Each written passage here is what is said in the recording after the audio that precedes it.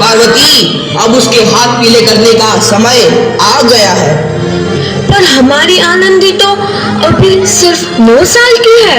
अभी तो उसके पढ़ने, लिखने और खेलने कूदने के दिन हैं। देख पार्वती, लड़कियां पराया धन होती है और जितना जल्दी इन्हें घर से विदा कर दे उतना अच्छा है। कल से आनंद की पढ़ाई लिखाई बंद। पर बापू, इसमें मेरी क्या गलती है? आप मुझे पढ़ाई करने क्यों नहीं देते? तेरी गलती है कि तू एक लड़की है। लड़का होती तो क्या बापू? लड़का होती तो क्या? ऐ लड़की, ज्यादा जबान ना चला, नहीं तो जबान हलक से खींचकर बाहर निकाल दूंगा। बापू, मैं पढ़ लिख कर कुछ बनना चाहती हूँ। मेरी पढ़ाई ना रोको बापू। आनंदी, तुझे पढ़ना है तो पढ़, लेकिन सारी उम्र बाप की छाती पर यूं बोझ बनकर ना बैठ। पर बापू, अभी तो मेरी उम्र पढ़ाई लिखाई की है। मुझे पढ़ लिख कर डॉक्टर बनना है। पढ़ाई पढ़ाई पढ़ाई, आज तो तेरी इन किताबों का काम तमाम करके ही छोड़ूंगा। ये ले। नहीं बापू, मत छोड़ो बापू। मत छोड़ी। नहीं बापू, नहीं।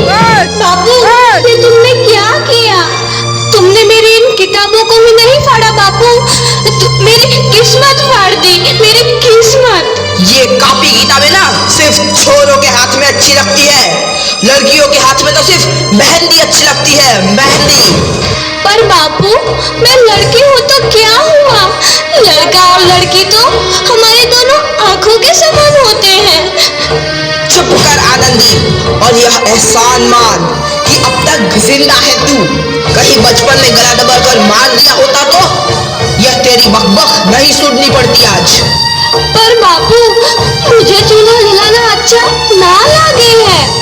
देख छोरी, जितना जल्दी हो तू चूल्हा जलाना सीख ले, उतना ही अच्छा है तेरे लिए। और हाँ, तेरा ब्याह तो होगा, वो भी कल के कल। अबला जीवन है तुम्हारी यह कहानी। आंचल में है दूध और आंखों में है पानी। मुझे माफ कर दे बेटी, तेरे बापू के जिद के आगे मेरी एक न चलेगी। माफ कर दे बेटी, मुझे माफ कर दे। इस प्रकार मात्र 9 वर्ष की छोटी उम्र में आनंदी का विवाह गोपाल राव जोशी से हो गया। बाल विवाह एक सामाजिक कुरीति है और इस कुप्रथा का शिकार होना पड़ा आनंदी को। 5 वर्ष बाद आनंदी 14 साल की हो गई है। उसके घर एक शिशु ने जन्म लिया है। देखते हैं आगे क्या हुआ। देखिए ना, इसे क्या हो गया है? इसका माथा तो अंगार की तरह तप रहा है। इसे तो बहुत तेज बुखार है। आप बिना कुछ भी बोलते हैं, दीजिए मुझे। माधव, जल्दी से वैद्य जी को बुला के लाओ। जी, अभी बुला के लाता हूँ। ये तुम क्या कर रही हो आनंदी? भगवान की विभूति लगा रही हूँ। बस करो आनंदी, ये सब अंधविश्वास है। अरे आप यकीन तो कीजिए, भगवान की कृपा से इसका माथा ठंडा हो रहा है और बुखार भी उतर गया है ना बाबू? देखिए, दीजिए मुझे। उठो बाबू, आंखें खोलो, तुम्हें तुम्हारी माँ बुला रही है। आंखें खोलो, देखिए ना इसे क्या हो गया है। आंखें भी नहीं खुल रहा। आंखें खोलो बेटा। आप चुप क्यों है? आंखें खोलो बेटा, आंखें खोलो। आनंदी, हमारा बेटा कभी आंखें नहीं खोलेगा। नहीं, ऐसा नहीं हो सकता। मेरे बेटे को मुझसे कोई नहीं छीन सकता, कोई नहीं छीन सकता। पागल मत बनो आनंदी। माधव,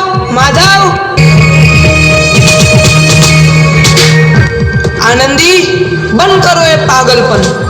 भगवान ने मेरा बच्चा छीन लिया। भगवान ने नहीं, तुम्हारी अशिक्षा और अंधविश्वास ने तुम्हारा बच्चा छीना है। अगर तुम पढ़ी लिखी होती तो आज हमारा शिशु जीवित होता। तुम अनपढ़ थी आनंदी, अनपढ़।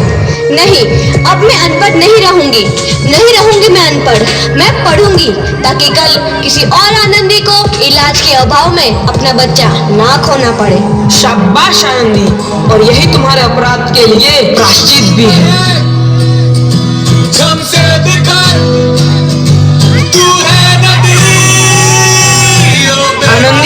तुम्हारी 12वीं का परिणाम आ गया है। तुमने पूरे कॉलेज में प्रथम स्थान अर्जित किया है।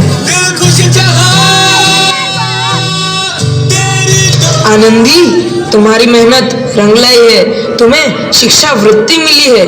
ये लो तुम्हारे अमेरिका जाने की टिकट। मुझे शिक्षा वृत्ति मिल गई, मैं अमेरिका जा रही हूँ।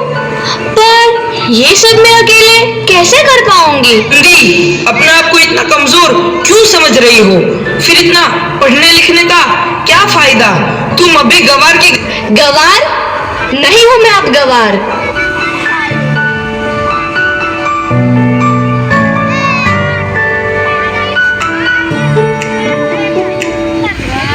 तो इस प्रकार 7 अप्रैल 1883 को आनंदी अमेरिका के पेंसिल्वेनिया के लिए रवाना हुई और 3 साल बाद उन्होंने डॉक्टर ऑफ मेडिसिन की उपाधि प्राप्त कर ली।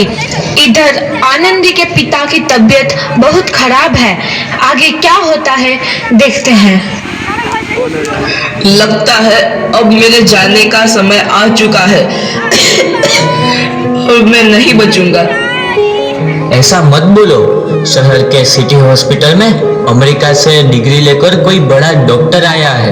एक बार वहां चलकर दिखा लेते हैं। हाँ, सही बोला भैया। कम से कम दिल को तसल्ली तो मिल जाएगी। हाँ हाँ, चलो चलो जल्दी हॉस्पिटल चलते हैं।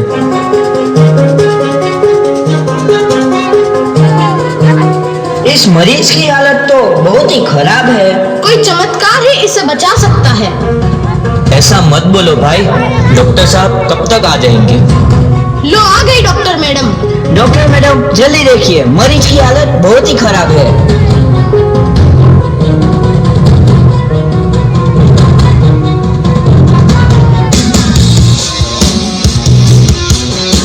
अब आप बिल्कुल ठीक हैं।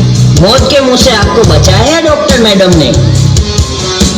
डॉक्टर साहब ने मुझे बचा लिया। मुझे मिलना है डॉक्टर साहब से। डॉक्टर साहब नहीं, डॉक्टर मैडम बोलो। डॉक्टर मैडम, उन्होंने ही तुम्हें जीवन दान दिया है। लो आ गई डॉक्टर मैडम, मिल लो उनसे। डॉक्टर मैडम, आपका बहुत बहुत धन्यवाद। आपने मेरी जान बचाई। इसके बदले में मैं गरीब भला आपको क्या दे सकता हूँ? वचन चाहिए मुझे कि कभी ये नहीं कहोगे कि लड़कियां कुछ नहीं कर सकती। वचन? ये कैसा वचन? अरे श्यामलाल, तुमने पहचाना नहीं? तुम्हारी बेटी आनंदी। आनंदी? मेरी बेटी आनंदी डॉक्टर? हाँ बापू, वही आनंदी जिसके लिए बचपन में तूने चूल्हा और दूल्हा के अलावा कुछ नहीं सोचा था। आनंदी, आनंदी मेरी बेटी, मुझे माफ कर दे।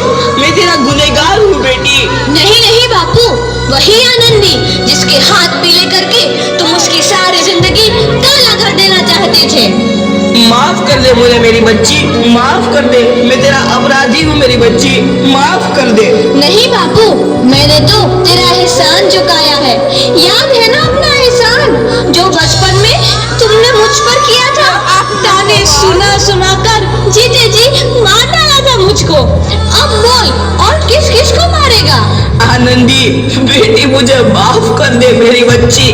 मैं तेरा गुनहगार हूँ। बापू, आपने ही तो बोला था किताबें सिर्फ बेटों के हाथ में अच्छी लगती है, बेटियों के हाथ में तो सिर्फ मेहंदी। बेटों और बेटियों में फर्क करना तो आंखों में फर्क करने समान है। एक का पढ़ना और दूसरे का ना पढ़ना सामाजिक अंधकार है बापू, सामाजिक अंधकार।